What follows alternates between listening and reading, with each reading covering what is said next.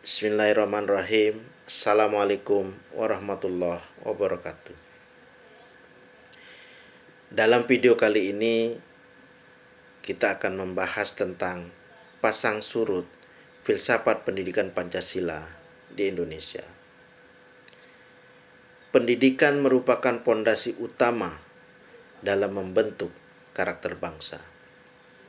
Di Indonesia, salah satu aspek penting dalam pendidikan adalah penerapan nilai-nilai Pancasila yang telah menjadi dasar negara sejak zaman kemerdekaan.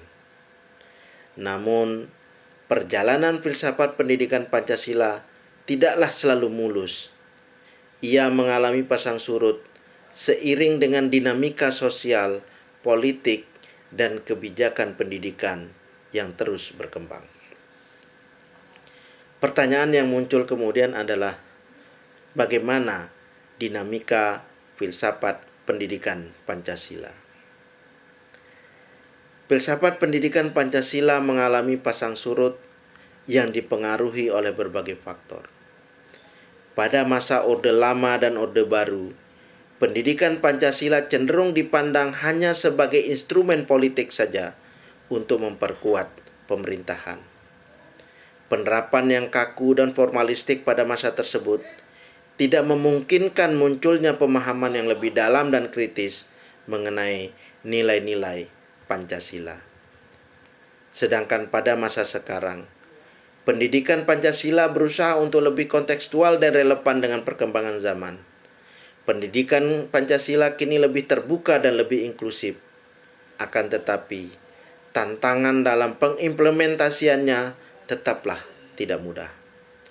Kurangnya pemahaman mendalam tentang Pancasila di kalangan generasi muda, serta pengaruh budaya global yang semakin kuat. Hal inilah yang menjadi kendala terbesar dalam menjaga eksistensi dan relevansi Pancasila dalam pendidikan. Lalu kemudian, bagaimana dampak pasang surut filsafat pendidikan Pancasila? Pasang surut filsafat pendidikan Pancasila memiliki dampak yang signifikan terhadap sistem pendidikan dan masyarakat Indonesia. Pada masa-masa di mana Pancasila terlalu politis dan formalistik, pendidikan cenderung menjadi proses yang mekanistik dan tidak mendorong pemahaman yang mendalam. Hal ini tentu dapat berakibat pada generasi muda yang hanya memahami Pancasila sebagai sebuah teori semata tanpa mampu mengimplementasikannya dalam kehidupan sehari-hari. Sebaliknya, ketika pendidikan Pancasila diterapkan secara lebih terbuka dan kontekstual, ada peluang besar untuk membentuk karakter bangsa yang lebih inklusif, demokratis, dan berkeadilan sosial.